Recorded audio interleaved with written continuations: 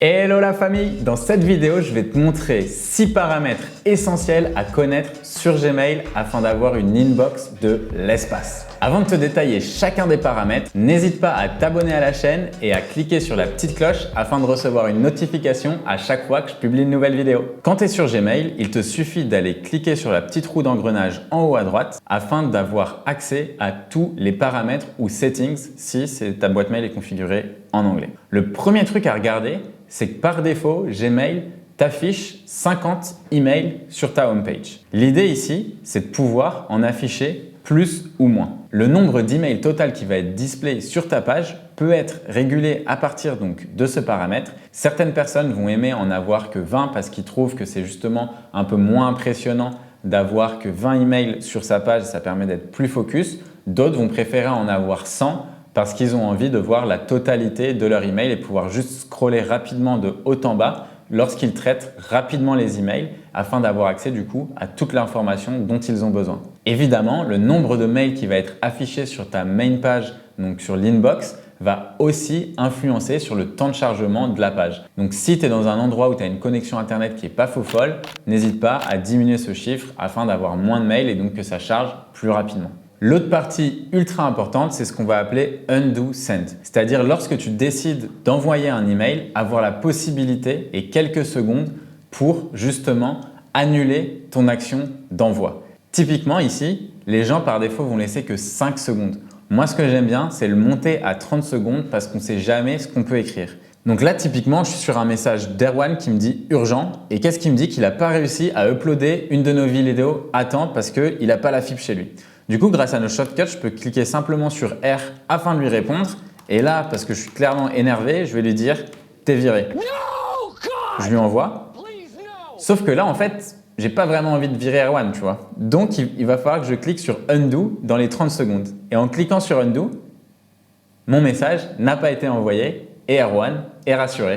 Clairement, c'est un truc qui arrive assez souvent quand on répond rapidement à des mails. Parfois, on va se rendre compte qu'on a fait une faute d'orthographe, qu'on a oublié une info importante à mettre, etc. Donc, se laisser 30 secondes, c'est généralement suffisant pour revenir en arrière et pouvoir rectifier son mail. Un autre point ultra important que les gens ne font pas par défaut, mais que je trouve super cool quand on a beaucoup de mails à traiter, c'est de montrer dans son composeur la partie Send and Archive à côté du bouton Réponse. Donc ici, moi je le mets en général là. Donc ici par exemple, ce que je vais vouloir faire, c'est lorsque j'ai un email qu'on m'a envoyé, potentiellement j'ai plus du tout envie de le voir dans mon inbox une fois que j'ai répondu. Archiver un message, c'est très différent de le supprimer. Lorsque vous archivez un message, votre message n'est pas supprimé. Vous pouvez toujours le trouver dans la partie All Emails. Mais par contre, ce qui est important, c'est de ne plus le voir dans votre inbox afin de vous dégager de l'espace et avoir une inbox très clean, très propre. Mon conseil, c'est lorsque vous avez terminé de votre message, de toujours cliquer sur la partie Send and Archive.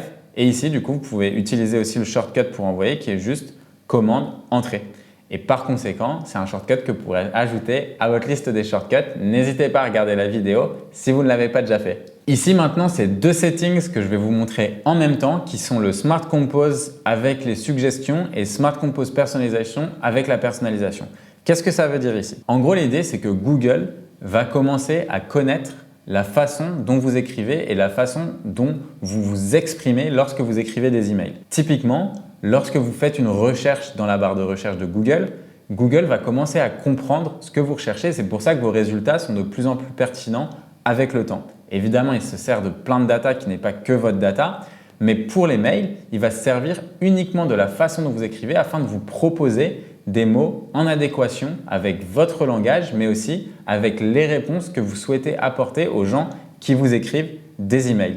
Par conséquent, ça va vous permettre de gagner des heures et des heures dans la rédaction de vos emails chaque semaine. Je vous montre un exemple tout de suite. Là, ici, j'ai commencé à taper « Hey » pour répondre, pour dire « Bonjour » et là, directement, il va me mettre le nom de la personne.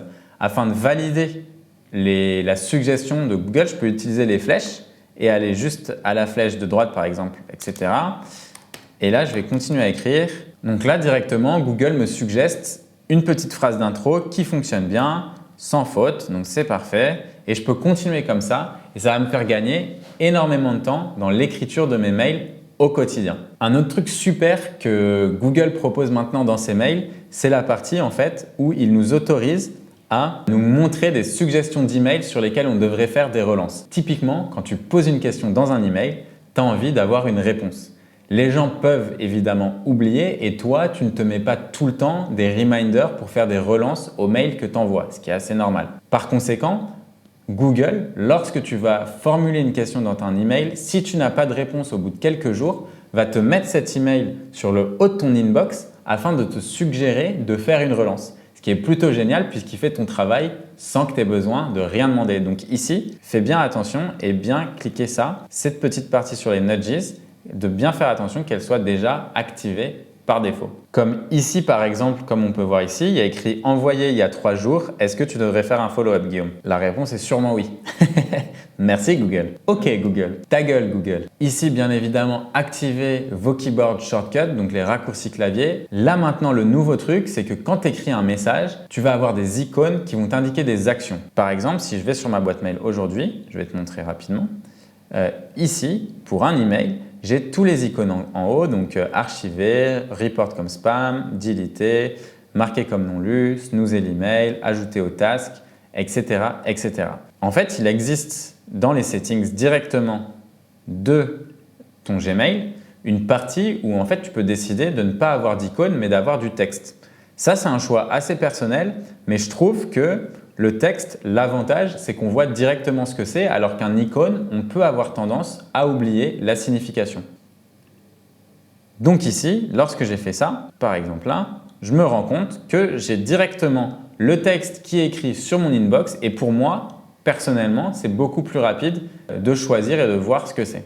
Après, si vous utilisez les shortcuts comme je vous l'ai appris techniquement dans mon autre vidéo, vous n'avez même pas besoin d'avoir ce texte-là. Et le dernier settings que j'adore aussi mettre, c'est le Personal Level Indicators. Donc ça va me permettre de savoir si les mails ont été rédigés directement à moi ou s'ils ont été rédigés à moi plus d'autres personnes. Ça me permet de savoir s'il y a plusieurs personnes dans la conversation ou non et par conséquent de prioriser en fonction de chaque message. Donc ici, on peut voir si les messages ont été écrits à des groupes ou simplement à moi en direct. J'espère que cette vidéo t'a plu. N'hésite pas à t'abonner à la chaîne et à la partager. Si tu trouves les conseils utiles ou que tu as d'autres settings que tu utilises dans ton Gmail, n'hésite pas à me le dire en commentaire et lâche un petit pouce bleu.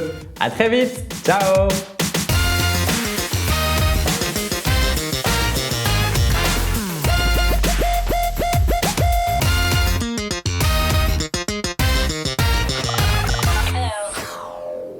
Je suis bloqué là.